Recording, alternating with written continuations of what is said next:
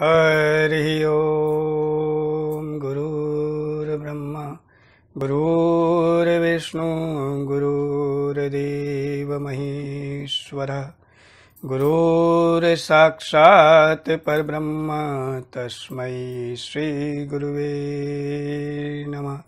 बोलिए श्री सद्गुरु भगवान की जय। बोलिए श्री गणपति महाराज की जय। कर्पूर गौरम करुणावतारम संसार सारम भुजगेन्द्रहारम सदा वसन्तं हृदयारविन्दे भवां भवानी सहितं नमामि।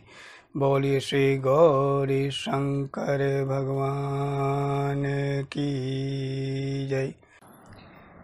श्री सावन मास महात्म्य में 10वां अध्याय श्रावण मास में शनिवार को किए जाने वाले कृत्यों का वर्णन। ईश्वर बोले, हे सनत कुमार, अब मैं आपसे शनिवार व्रत की विधि का वर्णन करूंगा, जिसका अनुष्ठान करने से मनुष्य अपनी शुभ कामनाओं की पूर्ति करता है। श्रावण मास में शनिवार के दिन नृसिंह भगवान, शनिदेव तथा अंजनी पुत्र हनुमान जी, इन तीनों देवताओं का पूजन करना चाहिए। विधि पूर्वक इनका अर्चन करना चाहिए। नृसिंह भगवान का ध्यान करने से भय की समाप्ति होती है। प्रार्थना करनी चाहिए नृसिंह भगवान से कि जैसे उन्होंने प्रहलाद जी महाराज को अभय प्रदान किया, वैसे ही हमें भी वह अभय प्रदान करें। श्री नृसिंह महाराज को तिल का तेल तथा घृत स्नान अत्यंत प्रिय हैं। श्री नृसिंह भगवान का भलीभांति पूजन करके उन्हें खिचड़ी का नैवेद्य तथा कुंजर नामक शाक का भोग अर्पण करना चाहिए। स्वयं भी खाना चाहिए और ब्राह्मणों को भी खिलाना चाहिए। शनिवार के दिन तिल सभी कार्यों के लिए प्रशस्त है। तिल का उपयोग करना चाहिए। कुटुंब सहित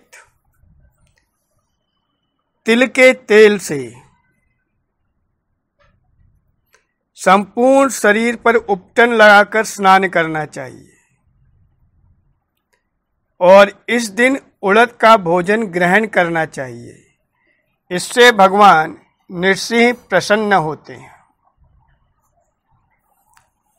इस प्रकार श्रावण मास में चारों शनिवारों में इस व्रत को करना चाहिए। जो ऐसा करता है उसके घर में लक्ष्मी जी पूर्ण रूप से स्थिर रहती हैं और धन्य धान्य की समृद्धि होती है। नृसिंह की कृपा से मनुष्य की दिशाओं में व्याप्त रहने वाली उत्तम कीर्ति होती है। हे सौम्य, मैंने आपसे नृसिंह का यह उत्तम व्रत कहा। अब शनिदेव की अर्चना बताता हूं। इस दिन शनिदेव को पूजित करना चाहिए, उनकी पूजा करनी चाहिए। शनिदेव से प्रार्थना करनी चाहिए। कृष्ण वर्ण की वस्तुओं का दान करना चाहिए, जैसे काला तिल, काला उड़द, काला कंबल आदि।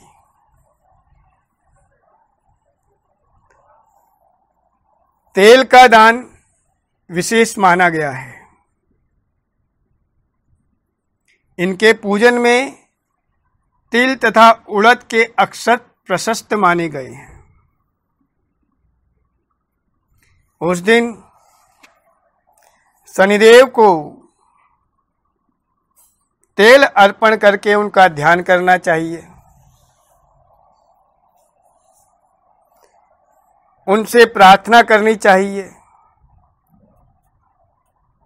कि हे शनिदेव, आप कृष्ण वर्ण वाले हैं, मंद गति वाले हैं, काश्यप गोत्र वाले हैं, सौराष्ट्र देश में उत्पन्न हुए हैं, सूर्य के पुत्र हैं, वर प्रदान करने वाले हैं, दंड के समान आकार वाले मंडल में स्थित हैं, इंद्र नीलमणि तुल्य कांति वाले हैं, हाथों में धनुष बाण त्रिशूल धारण किए हुए हैं, गीध पर आरूढ़ है, यम इनके अधिदेवता हैं, ब्रह्मा इनके प्रत्यधिदेवता हैं।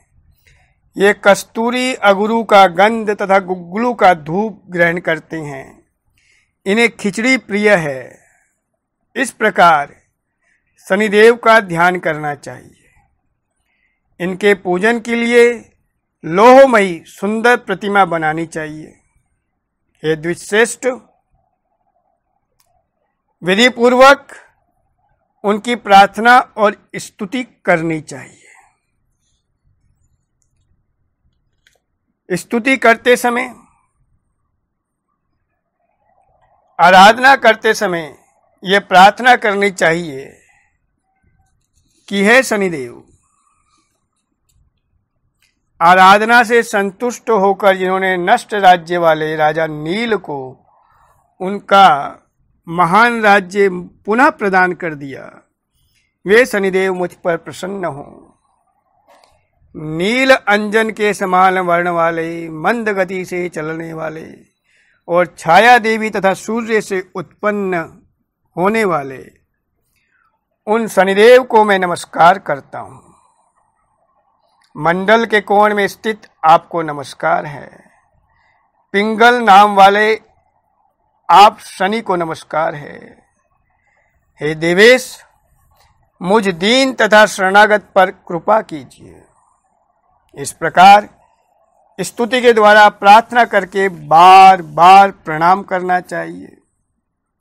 विधि पूर्वक उनका पूजन अर्चन करना चाहिए।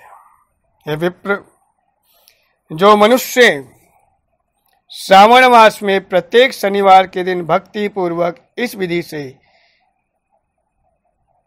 इस व्रत को करेंगे, उन्हें शनैश्चरकृत लेश मात्र भी कष्ट नहीं होगा।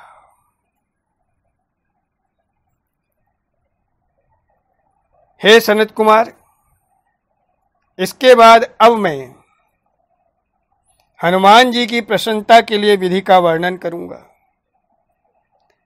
हनुमान जी की प्रसन्नता के लिए श्रावण मास में शनिवार को रुद्र मंत्र के द्वारा तेल से उनका अभिषेक करना चाहिए। तेल में मिश्रित सिंदूर का लेप उन्हें समर्पित करना चाहिए। जपा कुसुम की मालाओं से, आख की मालाओं से, मंदार पुष्पों की मालाओं से, बटक के नैवेद्य से तथा अन्य उपचारों से भी यथाविधि अपने वित्त सामर्थ्य के अनुसार श्रद्धा भक्ति से युक्त होकर अंजनी पुत्र हनुमान जी की पूजा करनी चाहिए। तत्पश्चात बुद्धिमान को चाहिए कि हनुमान जी की प्रसन्नता के लिए उनकी स्तुति करें। बोलिए हनुमान जी महाराज की जय। बोली श्री सीताराम भगवान की जय।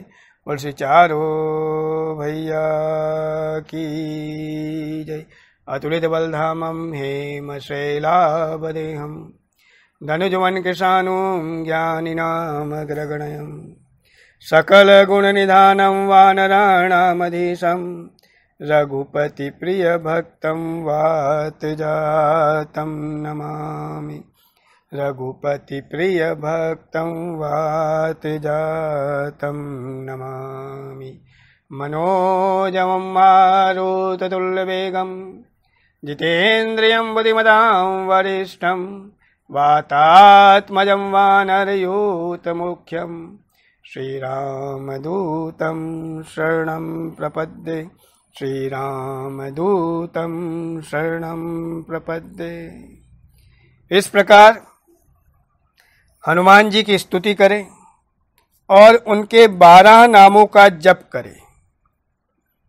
ये 12 नाम इस प्रकार हैं: हनुमान, अंजनी सूनु, वायुपुत्र, महाबल, रामेष्ठ, फाल्गुन सखा, पिंगाक्ष, अमित विक्रम, उदधिक्रमण, सीता शोक विनाशक, लक्ष्मण प्राणदाता और 10 ग्रीव दर्पहा। यह 12 नाम हैं।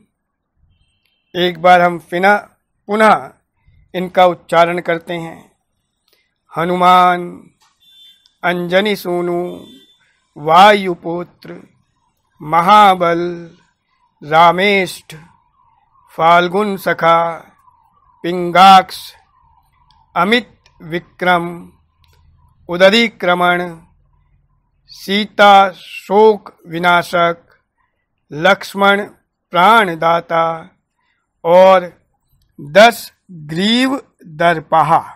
ये 12 नाम हैं। जो मनुष्य प्रातःकाल उठकर इन 12 नामों को पढ़ता है उसका अमंगल नहीं होता और उसे सभी संपदा सुलभ हो जाती है।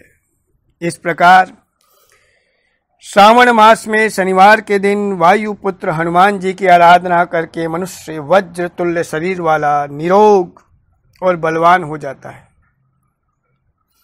अंजनी पुत्र की कृपा से वह कार्य करने में वेगवान तथा बुद्धि वैभव से युक्त हो जाता है।